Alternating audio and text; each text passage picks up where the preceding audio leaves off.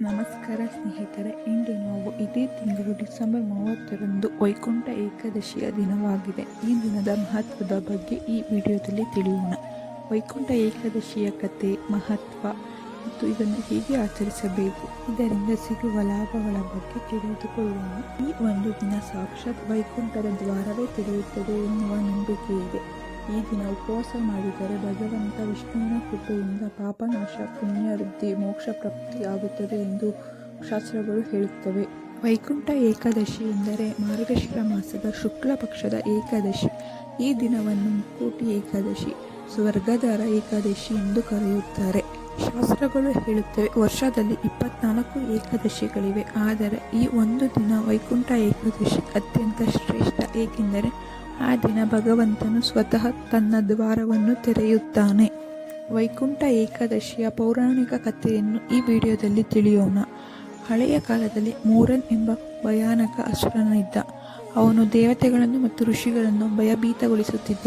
ದೇವತೆಗಳು ಭಗವಂತ ವಿಷ್ಣುವನ್ನು ಶರಣಾದರು.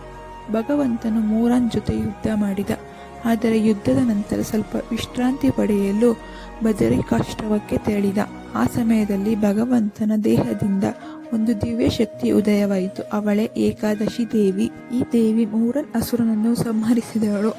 ಭಗವಂತ ವಿಷ್ಣು ಸಂತೋಷಗೊಂಡು ಹೇಳಿದರು, ಈ ದಿನ ನನ್ನನ್ನು ಪೂಜಿಸಿ ಉಪವಾಸ ಮಾಡುವ ಭಕ್ತರಿಗೆ ನಾನು ವೈಕುಂಠದ ದ್ವಾರ ತೆರೆದುಕೊಡುತ್ತೇನೆ. ಅದೇ ದಿನದಿಂದ ಈ ದಿನಕ್ಕೆ ವೈಕುಂಠ ಏಕಾದಶಿ ಎಂದು ಹೆಸರು ಬಂದಿದೆ. ನಂತರ ನಾವು ಏಕಾದಶಿಯ ಪೂಜೆ ವಿಧಾನದ ಬಗ್ಗೆ ತಿಳಿಯೋಣ. ಬೆಳಗ್ಗೆ ಬ್ರಾಹ್ಮಿ ಮುಹೂರ್ತದಲ್ಲಿ ಎದ್ದು ಸ್ನಾನ ಮಾಡಿ ಶುದ್ಧ ಸ್ವಚ್ಛ ಬಟ್ಟೆ ಧರಿಸಿ ದೇವರ ಮನೆಯಲ್ಲಿ ವಿಷ್ಣು ಅಥವಾ ಕೃಷ್ಣನ ದೇವರ ಫೋಟೋ ಇದ್ದರೆ ಅದಕ್ಕೆ ತುಳಸಿ ಹಾರ ಹಾಕಿ ಪೂಜಿಸುವುದು ಉತ್ತಮ. ನಿಮ್ಮ ಬಳಿ ವಿಷ್ಣು ಅಥವಾ ಕೃಷ್ಣನ ದೇವರ ಫೋಟೋ ಇಲ್ಲವಾದಲ್ಲಿ ನಿಮ್ಮ ದೇವರ ಮನೆಯಲ್ಲಿ ಇರುವ ನಿಮ್ಮ ಮನೆ ದೇವರಿಗೆ ಅಥವಾ ಇಷ್ಟ ದೇವರಿಗೆ ತುಳಸಿಯಿಂದ ಪೂಜೆ ಸಲ್ಲಿಸುವುದು ಉತ್ತಮ. ಹಣ್ಣು ಮತ್ತು ನೈವೇದ್ಯವನ್ನು ಸಮರ್ಪಿಸಿ.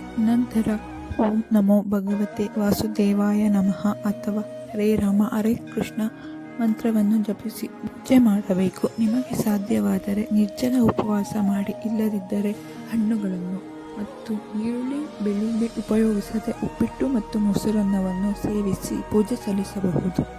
ವೈಕುಂಠ ಏಕಾದಶಿಯ ದಿನ ನೀವು ಮಾಡಬಾರದ ಕೆಲಸಗಳೆಂದರೆ ಮಾಂಸಾಹಾರನ ಸೇವನೆ ಮಾಡಬಾರದು, ಮದ್ಯಪಾನ ಮಾಡಬಾರದು, ಈರುಳ್ಳಿ ಮತ್ತು ಬೆಳ್ಳುಳ್ಳಿ ಇಲ್ಲದೆ ಊಟ ಮಾಡಬೇಕು. ಆ ದಿನ ಮನಸ್ಸು, ಮಾತು, ಕಾರ್ಯ ಈ ಮೂರು ಶುದ್ಧವಾಗಿರಬೇಕು. ವೈಕುಂಠ ಏಕಾದಶಿಯ ಆರಾಧನೆ ಮತ್ತು ಪೂಜೆ ಮಾಡುವುದರಿಂದ ನಮಗೆ ಸಿಗುವ ಪುಣ್ಯಗಳೆಂದರೆ, ಶಾಸ್ತ್ರಗಳ ಪ್ರಕಾರ ಈ ದಿನ ಭಕ್ತಿಯಿಂದ ಮಾಡಿದ ಪೂಜೆ 1000 ಜನ್ಮಗಳ ಪುಣ್ಯಕ್ಕೆ ಸಮ ಎಂಬುದು. ಕುಟುಂಬದಲ್ಲಿ ಶಾಂತಿ, ಆರ್ಥಿಕ ಸಮಸ್ಯೆಗೆ ಪರಿಹಾರ, ಮಾನಸಿಕ ಒತ್ತಡ ಕಡಿಮೆಯಾಗುತ್ತದೆ ಎಂಬುದು ನಂಬಿಕೆ. ವೈಕುಂಠ ಏಕಾದಶಿಯನ್ನು ಎಲ್ಲ ದೇವಸ್ಥಾನಗಳಲ್ಲಿ ಆಚರಣೆ ಮಾಡುತ್ತಾರೆ. ಅದರ ಜೊತೆ ವೈಕುಂಠ ದ್ವಾರ ದರ್ಶನ ಮಾಡುತ್ತಾರೆ. ಭಕ್ತರು ಆ ದ್ವಾರದಿಂದ ಒಳಗೆ ಹೋದರೆ ಮೋಕ್ಷ ಸಿಗುತ್ತದೆ ಎಂಬ ನಂಬಿಕೆ ಇದೆ. ಆದ್ದರಿಂದ ನೀವು ನಿಮ್ಮ ಹತ್ತಿರದ ದೇವಸ್ಥಾನಕ್ಕೆ ಹೋಗಿ ವೈಕುಂಠ ಏಕಾದಶಿಯನ್ನು ಆಚರಿಸಬಹುದು. ವೈಕುಂಠ ದ್ವಾರದ ಮೂಲಕ ಹೋಗಿ ವಿಷ್ಣುವಿನ ಆಶೀರ್ವಾದವನ್ನು ಪಡೆಯಬಹುದು. ಧನ್ಯವಾದಗಳು. ಈ ವಿಡಿಯೋ ನಿಮಗೆ ಇಷ್ಟವಾದಲ್ಲಿ ಲೈಕ್, ಶೇರ್, ಕಮೆಂಟ್ ಮಾಡಿ. ನನ್ನ ಚಾನಲನ್ನು ಸಬ್ಸ್ಕ್ರೈಬ್ ಮಾಡಿಕೊಳ್ಳಿ.